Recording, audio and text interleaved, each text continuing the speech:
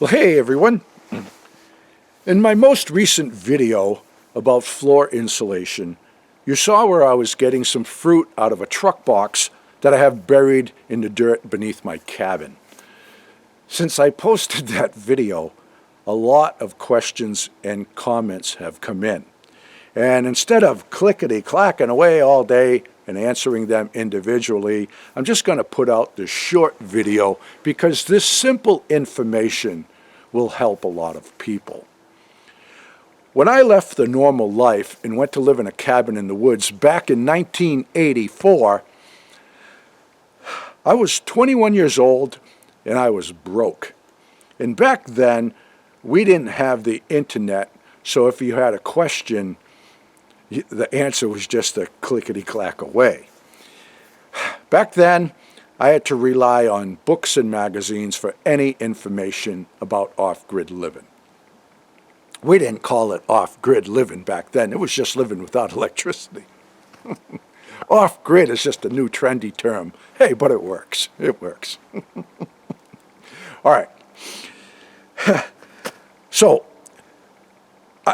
food storage was a struggle, and it is for most people that make the transition to off-grid living. I was young, I was broke, and there's no way that I could afford a gas appliance. Maybe my third year into it, I picked up a little gas refrigerator out of a camper, and I used that, but it didn't hold a lot of food, but it was a big help. For the most part, to prolong the life of any food that I had to rely on the ambient temperature of the ground, the same as people do with a root cellar. I didn't have the means of digging and creating a root cellar back then, but I experimented with different methods of burying different vessels in the ground with okay results. Here at this cabin, we live on the side of a mountain, all right? And if you stand outside the cabin on the southwest corner, you'll be standing on bare ledge. Then the ledge goes in the ground, and when I showed you building the workshop in the greenhouse, you saw where I was attempting to dig my pier holes, and I went in the ground about that far and hit solid ledge. So if I dig a hole under my cabin, I only can dig as far as ledge. The problem with that is if I make any depression in the ground and we have a hard rain, the water's going to run downhill and fill that depression. Even the groundwater is only going to go down as far as the ledge. It's going to run downhill and fill up that depression. So my only solution was to bury a waterproof vessel of some sort in the ground. I've experimented with different things in the past, like I said, but with okay results. And then I got thinking about a truck toolbox. That might work. It's wider than it is deep. It's rodent-proof, waterproof, easy access. So I went on Craigslist, I found one for a few bucks.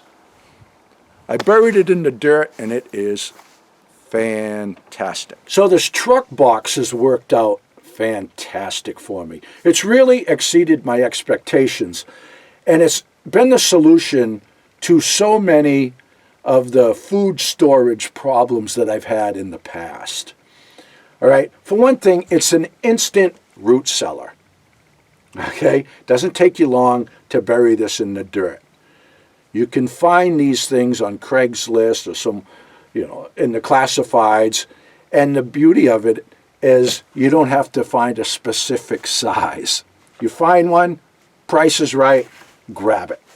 Okay, it's rodent proof, and tucking it into the ground, it maintains the ambient temperature of the ground, and throughout the summer, well actually for pretty much most of the year, the temperature in the box hovers around 50 degrees.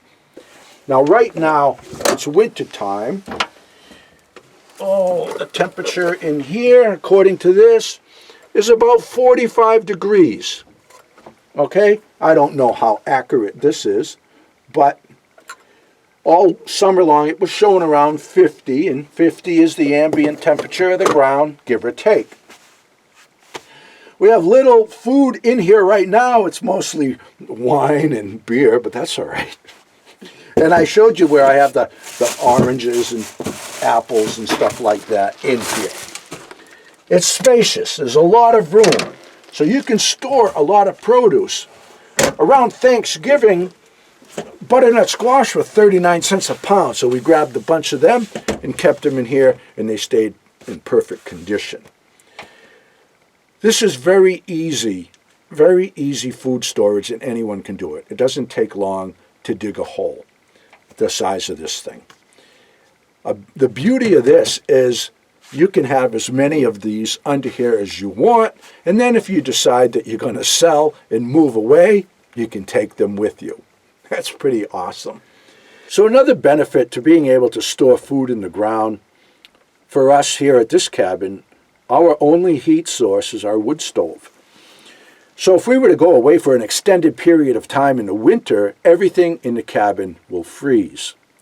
So if we were going to go away for, say, a month in the winter time, I would take all of our canning jars, things that I have worried about freezing and busting, I'd put them in the box, and then I would cover this whole box with insulation. It would take a long period of time for the frost to come in so far into this and freeze everything. I don't have any insulation on the cover of this right now because we live here. The cabin is always heated. Underneath the cabin maintains a temperature of around 40 degrees or so. It's never gotten below freezing under the cabin, but it would in a hurry if we were no longer heating up above this floor. So as you can see, that is a simple and effective solution for storing food in an off-grid situation. If you find the information that I provide beneficial, if it helps you, please help me as well. If you show it in your videos, share the link to my channel, because what comes around goes around. So share the love. Okay, folks? So all the best to you, and God bless. Frankie and the boss out walking in the woods, living life happy and free. Tracks in the snow everywhere they go. There's a pokey way up in that tree. A beaver built a pond where they have some fun, taking life a day at a time. Best friends until the end. Frankie and the boss. Frankie and the boss. Frankie and the boss.